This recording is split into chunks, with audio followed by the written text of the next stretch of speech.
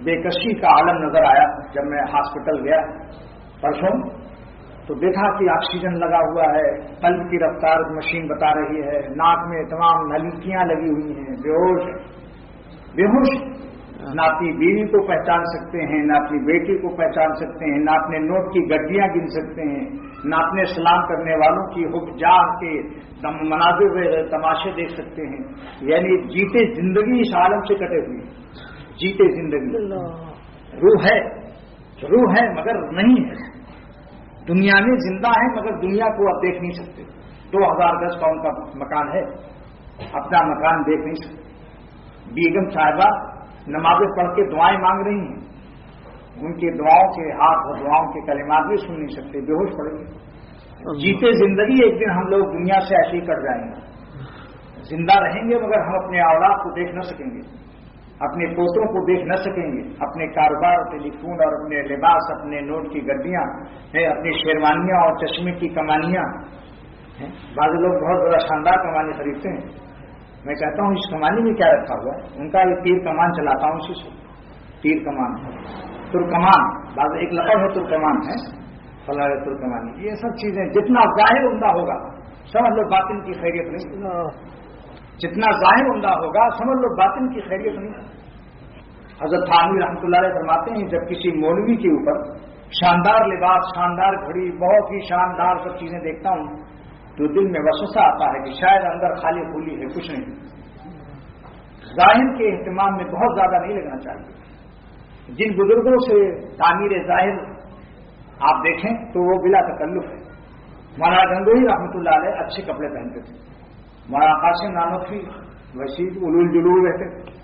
کسی دیہاتی نے کہا بزرگ تو یہ ہے مولوی قاسم. مولانا گنگوہی کیا بزرگ ہے، شاندار نواب کی طرح ٹھاٹ رکھتا. مولانا قاسم نانوتوی نے فرمایا کہ تم بیوقوف ہو، اگر ہم ویسا کپڑا پہن لیں تو ہمارے اندر کو بھی پیدا ہو جائے. یہ مولانا گنگوہی کا درد ہے کہ عمدہ لباس میں بھی ان کی درویشی کو نقصان نہیں پہنچتا، اور وہ ریشم اور وہ عمدہ کپڑے اور ٹاٹ میں ان کے ہاں کوئی فرق نہیں. چاہو تو ان کا کپڑا قینچی سے پھاڑ کر ٹاٹ کے پیون لگا دو، وہ ایسے ہی پہن کر نماز پڑھائیں گے. تو ان کا کہیں کہیں ایسے بزرگ ملے ہیں مگر ایسے کم ہوتے ہیں. زیادہ تر ایسے ہوتے ہیں جن کو کسی کو کھانے کا شوق ہے. ایک صاحب نے مجھے خط لکھا کہ مجھے دل چاہتا میں ہر وقت مرغا اور شامی کباب، بریانی، پلاؤ سے کم نہ کھاؤں، اس کا کیا علاج ہے؟ کسی نے لکھا کہ مجھے ہر وقت عمدہ کپڑے پہننے کی فکر رہتی ہے. کسی نے خط لکھا کہ مجھے ہر وقت حسینوں کو دیکھنے کی فکر رہتی ہے، اور جو چاہتا ہے ایک ہی بیوی نہیں 3 اور کر لو. عجیب عجیب ذوق ہے. لیکن دوستو یہ سوچ لو، ناجائز آرزو سے دل کو مار لو اور اللہ کو حاصل کر لو. نفس کو چھوڑا اللہ ملا، زیادہ فاصلہ نہیں. مولانا رومی رحمۃ اللہ علیہ فرماتے ہیں کہ دریا کے کنارے ایک شخص پیاسا ہے، سامنے ایک دیوار ہے.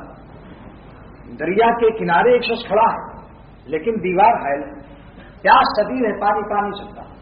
جب دیوار کے ایک ایک بلاک گرائے گا، جیسے جیسے دیوار نیچی ہوگی پانی سے یہ قریب ہوگا، اور دیوار جس دن ہٹ جائے گی پانی میں غوطہ مار دے گا، ڈٹا ڈٹ غطابت پی لے گا. نفس کی دیوار کی طرح حائل ہے.